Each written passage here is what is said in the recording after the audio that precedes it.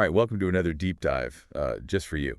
Today we're going to be tackling Aristotle's natural philosophy, and we're using the Stanford Encyclopedia of Philosophy as our guide. Should be a good workout for your philosophical mind.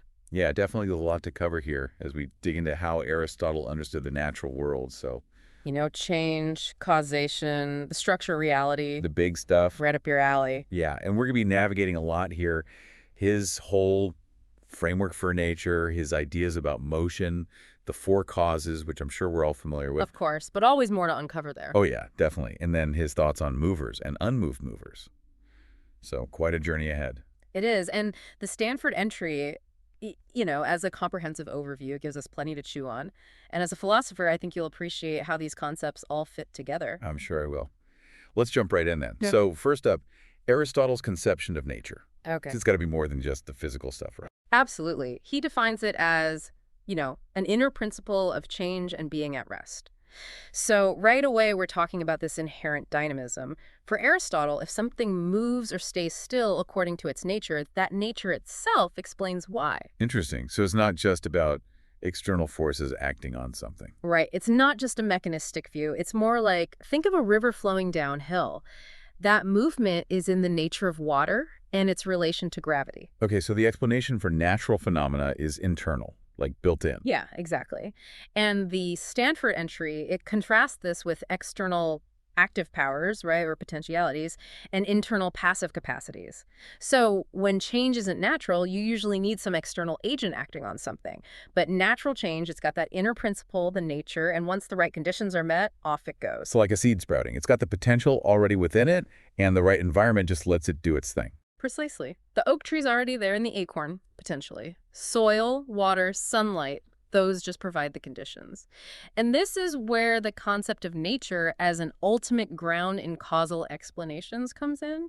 Which leads us nicely to the four causes. Yeah, one of Aristotle's biggest hits. The real classic. So material, formal, efficient, final. Still a powerful framework today. Definitely. All right, let's break it down. Starting with material cause. What's that all about? Okay, so that's basically what it's made of, the raw material. The encyclopedia uses the term hylomorphic analysis here. The idea is that everything is a compound of matter. They use the Greek word hyl and form morph. The material cause, it provides the potential, but that's all. Think about building a house. The bricks, the wood, they could become a house, but they need something more. They need a plan, a blueprint. That's where the formal cause comes in, right? Exactly. The formal cause gives it structure, actualizes that potential. It's what makes it a house and not just a pile of bricks. It's the essence of the thing. Got it. So then the efficient cause, that's what gets things moving, like the builder in our house example. Right. It's what initiates the change, makes it happen. The builder, the carpenter, the wind pushing a leaf, all efficient causes. And remember, it can be internal or external to the thing that's changing. Makes sense. And lastly, the final cause. This is the one that can get a bit tricky. It's about the purpose, the goal. Yeah, the why behind it all. For the house, it might be to provide shelter, for an eye to see. But this isn't necessarily about conscious intention for Aristotle. It's more like an inherent tendency to move towards a certain end. I see. So it's not like the house is thinking, oh, I need to provide shelter. Right. It's more fundamental than that, like built into its very being. The encyclopedia mentions that nature itself can play all four of these roles. Which, given the definition, makes sense. Nature is the principle of change, so it can be involved in every aspect of how things change and what they change into. And it also points out this overlap between formal and final cause. Why is that? Well, think about the form of a mature oak tree. That's what the acorn is ultimately striving to become. It's both the structure and the endpoint, the goal of its development. So, often, the form and the final cause are the same thing, the fully realized state. Interesting. So moving on, let's talk about motion, or kinesis in Greek. Okay, so we've talked about change, and motion is obviously key to that. Aristotle had a lot to say about it. Yeah, it must be central to his whole understanding of nature. It is. The encyclopedia points out that initially he struggled a bit with how motion fits into his categories, substance, quantity, quality, and so on. You'd think it would belong under action or passion, but it doesn't quite work. Why not? Well, because speaking of the motion of an action leads to an infinite regress. A motion of motion, which he didn't like. Yeah, that would get messy. Right. So he refines his view and says that there are as many types of motion as there are types of being.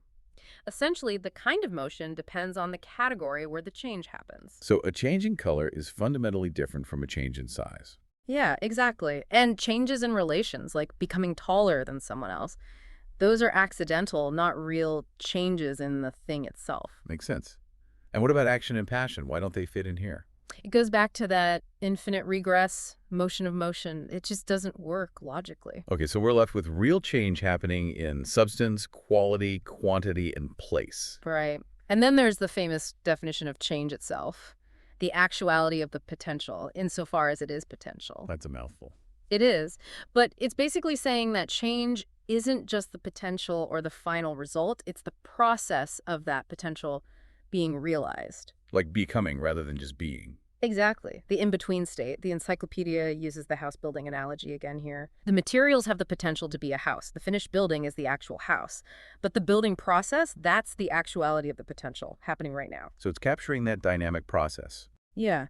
And importantly, potentiality excludes actuality in the same respect at the same time. Something can be potentially flammable and actually cold, but it can't be actually both at the same time. Right, that makes sense. Yeah. So it's a subtle concept, but crucial to how Aristotle understands change. Definitely. Okay, so let's move on to causational synonymy. Okay. This seems like a key idea for understanding how change actually gets transmitted. It is. It builds on that concept of change we were just talking about. Basically, it says that whatever causes a change has to transmit the form it has to the thing that's being changed. The encyclopedia highlights the importance of this matching of potentialities, active and passive. So something hot can heat something cold because it possesses that quality of heat. Exactly. And Aristotle, he takes this principle pretty seriously. He uses the example of a human producing a human. The idea is that, produces, at least in terms of the form being transmitted. Right, so an acorn can't just spontaneously become a dog. No, it needs that oak tree form to guide its development. It needs something that's already an oak tree to act on it. So it's all about transmitting the form, the essence. Yeah. The encyclopedia even has this funny example of a sleeping pill needing to be asleep itself to induce sleep, just to show how important this principle is for Aristotle. Makes sense. But I'm guessing there are some exceptions. No philosophical system is that neat and tidy. You got it. There are some important qualifications, and this is where Aristotle's thinking gets really nuanced. Okay, hit me with the exceptions. All right. First up, second actualities.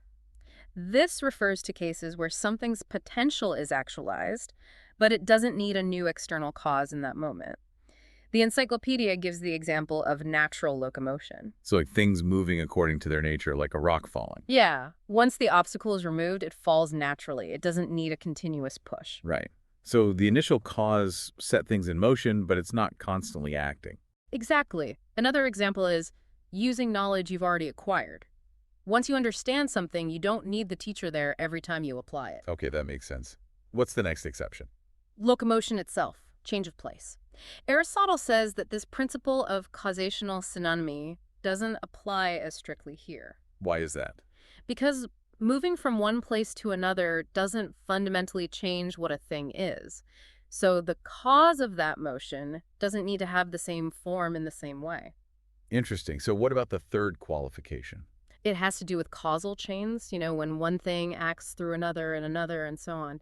In those cases, it's the first cause in the chain that needs to satisfy the principle. I see. So going back to the human example, the father is the ultimate cause, even though there are intermediate steps. Exactly. He's the one with the human form, even though the semen itself isn't a fully formed human. Right, so the principle still holds, but it's about tracing back to the origin of the form. Yeah, that's a good way to put it. It's about that initial cause, the one that really sets things in motion according to its own nature.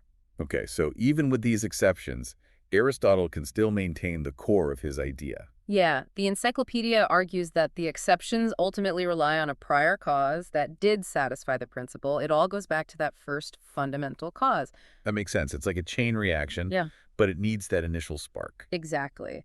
And this all points to how important that first cause is for Aristotle. Whether it's in nature or in human craft, it's that form, that essence, that really drives everything. Got it.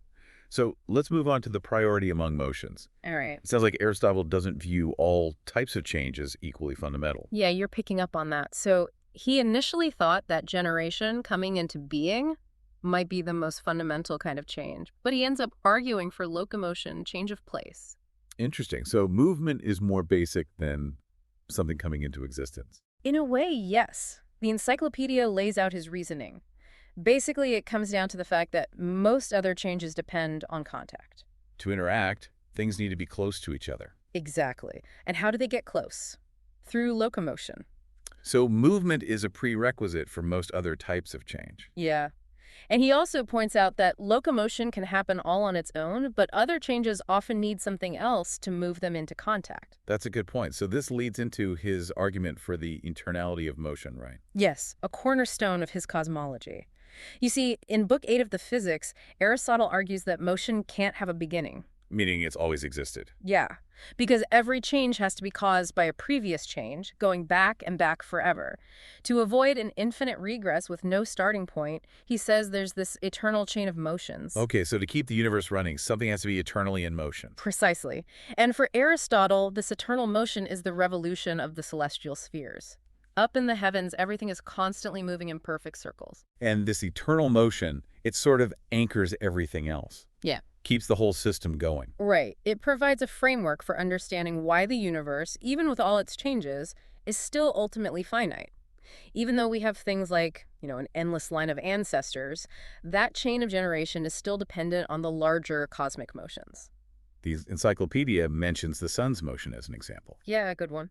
The sun's movement along the ecliptic, it influences everything down here on Earth. It's part of what causes things to grow and change. So it's all interconnected. Absolutely. The eternal motions of the heavens drive the cyclical processes down here in the sublunar realm. Makes sense. Okay, so this brings us to the last big piece, movers and unmoved movers. Right. We've already touched on this idea of an unmoved mover as the ultimate source of motion, but let's dig deeper. Yeah, I'm curious to hear more about that. So Aristotle distinguishes between natural motion and forced motion. Natural motion is what something does according to its nature, while forced motion is against its nature. So a rock falling is natural, but pushing it uphill is forced. Exactly. And he assumes that every motion is one or the other. There's no third category. Okay. And he also talks about how these motions often come in pairs of opposites. Right. Up and down, hot and cold, and so on. Although circular motion is interesting because it doesn't seem to have an opposite. That is interesting. So this classification applies to movers too. Yeah. A mover can cause a motion that's against its own nature, like a lever lifting a heavy object. The lever itself isn't moving upwards, but it causes something else too. Exactly. But Aristotle's point is that the ultimate cause of motion, the first mover in a chain, has to act according to its own nature.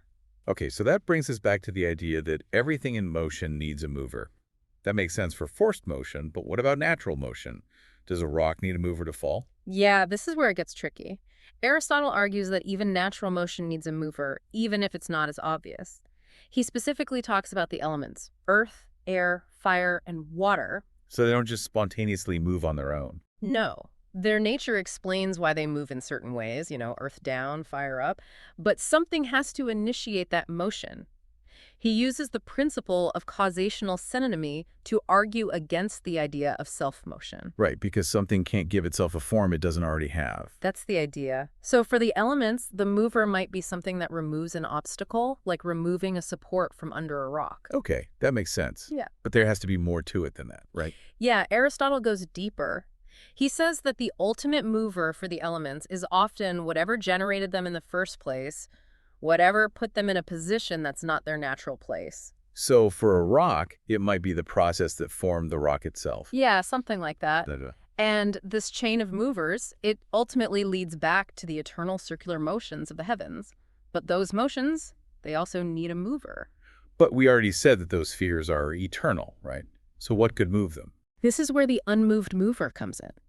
You see, those celestial spheres, they don't face any resistance. There's nothing stopping them.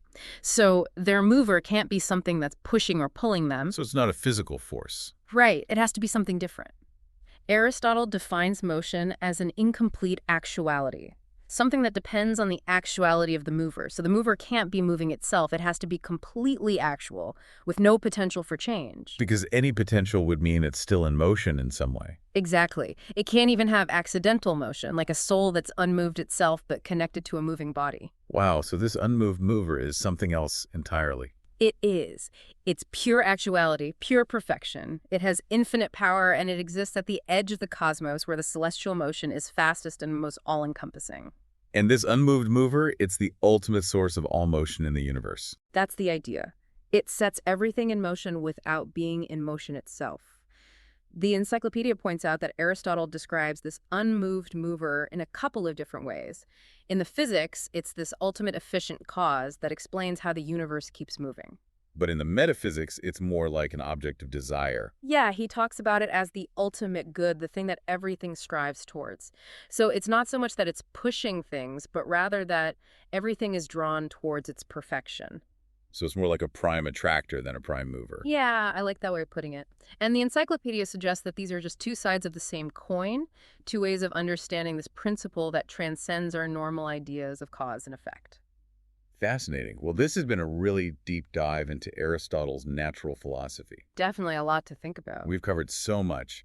His definition of nature, the four causes, his ideas about motion, the principle of causational synonymy. And of course, the unmoved mover, the ultimate explanation for why things are the way they are. It's a really impressive system he built. Yeah, incredibly influential, even today. And for you as a philosopher, I think the unmoved mover raises some really big questions. Does this idea of a purely actual, non-physical entity as the source of motion, does that make sense to you? Or does it challenge your whole understanding of causality? And what about the rest of Aristotle's framework? What still holds up today? What can we learn from it? I think those are questions worth pondering. Lots to chew on. Thanks for guiding us through all this. Anytime. Always happy to talk Aristotle.